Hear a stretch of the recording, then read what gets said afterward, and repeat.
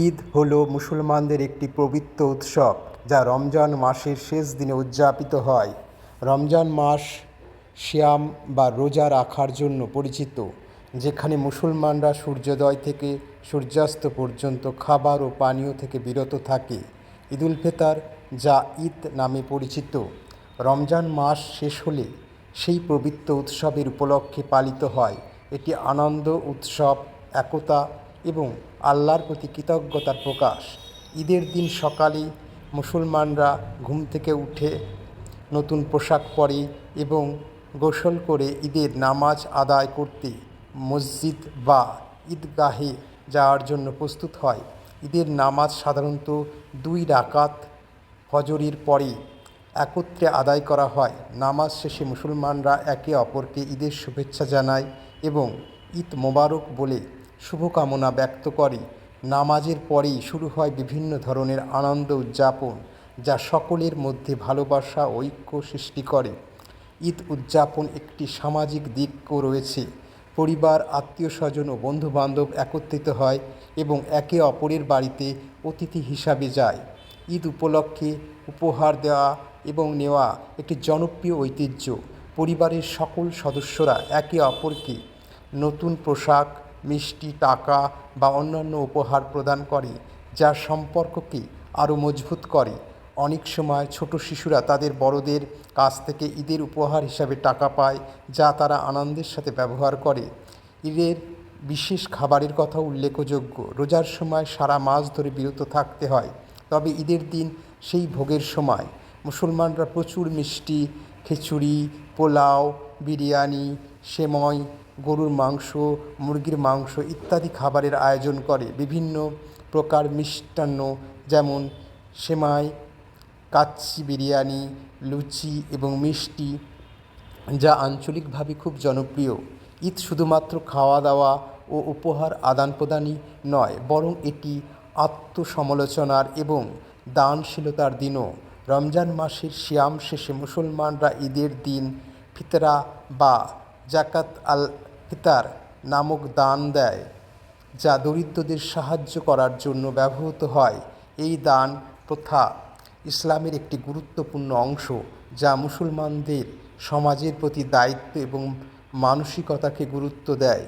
ঈদ উৎসব মানবিক ঐক্য, সেবাশীলতা এবং পারস্পরিক শ্রদ্ধার প্রতি নিয়ে আসে। এটি মুসলিম সম্প্রদায়ের ঐক্যকে আরও দৃঢ় করে এবং আল্লাহর প্রতি পূর্ণ বিশ্বাস এবং কৃতজ্ঞতার প্রকাশ হিসাবে কাজ করে। পুরো সমাজ একত্রিত হয়ে ঈদ উদযাপন করে এবং একে অপরের প্রতি ভালোবাসা ও সহানুভূতির অনুভূতি প্রকাশ করে। সংক্ষেপে বলা যায়, ঈদ মুসলিম ধর্মীয় জীবনের একটি গুরুত্বপূর্ণ দিক। এটি আনন্দ, শান্তি এবং একতার প্রতীক।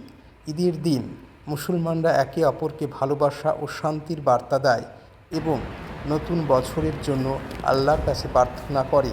পবিত্র ঈদ, ঈদুল ফিতর, আরবি রোমান ভাষায় ঈদ উল ফিতর আক্ষরিক অর্থে রোজা ভাঙার উৎসব। ইসলামের 2টি প্রধান উৎসবের মধ্যে প্রথম, অন্যটি হল ঈদুল আজহা। এটি ইসলামী ক্যালেন্ডারের 10ম মাস শাওয়ালের প্রথম দিনে পড়ে। বিশ্বব্যাপী মুসলমানরা ঈদুল ফিতর উদযাপন করে এটি কারণ রমজানের এক মাসব্যাপী ভোর থেকে সন্ধ্যা পর্যন্ত সাওম শেষ করে। ছুটির দিনে বিশ্বের বিভিন্ন ভাষা এবং দেশে বিভিন্ন নামে পরিচিত। ঈদুল ফিতরের একটি নির্দিষ্ট সালাতে আছে, যা সাধারণত খোলা মাঠ বা বড় হল ঘরে 2 রাকাত করে পড়া হয়। এটি কেবল জামাত পড়া যেতে পারে এবং এতে অতিরিক্ত 6টি তাকবীর, কানের দিকে হাত তুলে তাকবীর পাঠ করা, আল্লাহু আকবার বলা, যার অর্থ আল্লাহ সর্বশ্রেষ্ঠ বলা হয়। সুন্নি ইসলামের হানাফি মাযহাবে প্রথম রাকাতের শুরুতে 3টি তাকবীর এবং দ্বিতীয় রাকাতে রুকুর ঠিক আগে 3টি তাকবীর থাকে। অন্যান্য সুন্নি মাযহাবে সাধারণত 12টি তাকবীর থাকে। এইভাবে 7-5 দলে বিভক্ত হয়। শিয়া ইসলামে সালাতে তিলওয়ারা শেষে প্রথম রাকাতে 6টি তাকবীর, রুকুর আগে এবং দ্বিতীয় রাকাতে 5টি তাকবীর থাকে।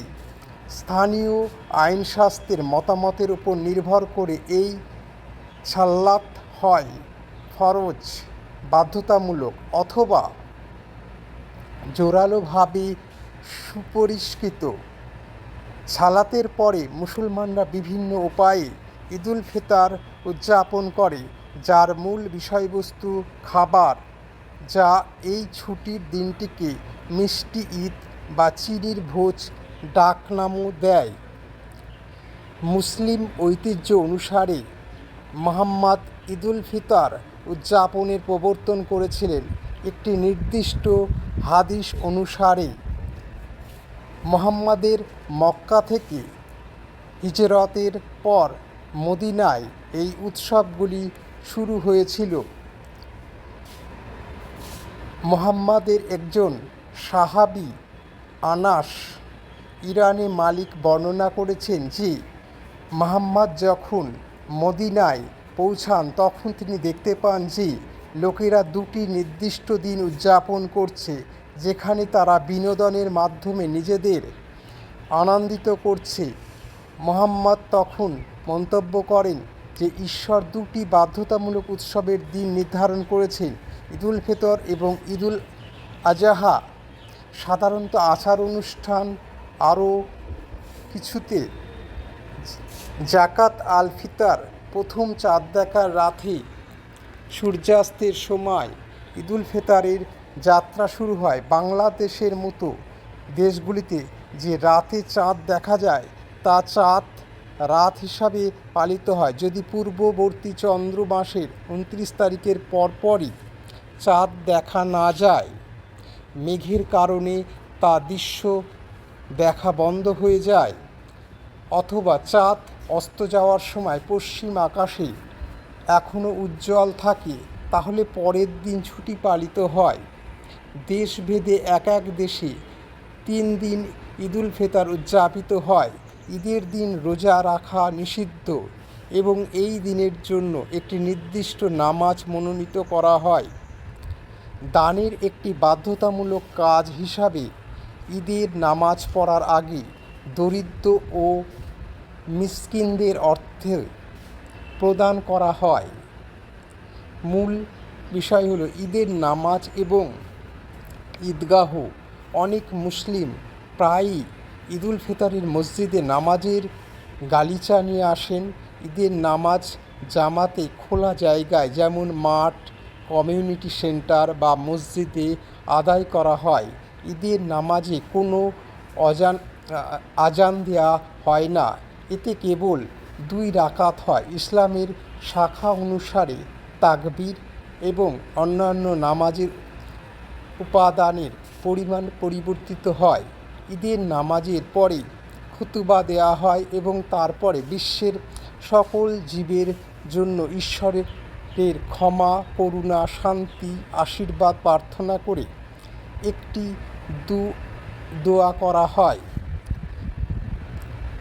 খুতবাটি মুসলমানদেরকে ঈদের আচার অনুষ্ঠান যেমন জাকাত পালন করার নির্দেশও দেওয়া হয়। ঈদের খুতবা ঈদের নামাজের পরে অনুষ্ঠিত হয়। শুক্রবারের নামাজের আগে যা প্রথমে আসে তার বিপরীতে কিছু ইমাম বিশ্বাস করেন যে ঈদের খুতবা শোনা ঐচ্ছিক। নামাজের পরে মুসলমানরা তাদের আত্মীয়স্বজন, বন্ধুবান্ধব এবং পরিচিতদের সাথে দেখা করে অথবা বাড়ি, কমিউনিটি সেন্টার বা ভাড়া করা হলে বড় বড় সাম্প্রদায়িক অনুষ্ঠান করে। সুন্নি পদ্ধতি। ধর্মীয় রীতি অনুসারে সুন্নিরা ঈদের নামাজে যাওয়ার সময় উচ্চস্বরে আল্লাহ প্রশংসা করে, আল্লাহ আকবার, আল্লাহ আকবার, আল্লাহ আকবার, লা ইলাহা ইল্লাল্লাহ,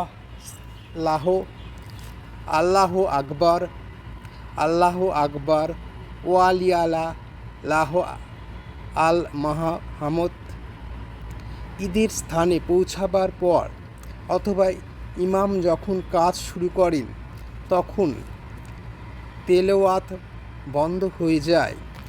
ইমাম কর্তৃক তাকবীর বলার আগে নামাজের নিয়ত করার মাধ্যমে নামাজ শুরু করা হয়।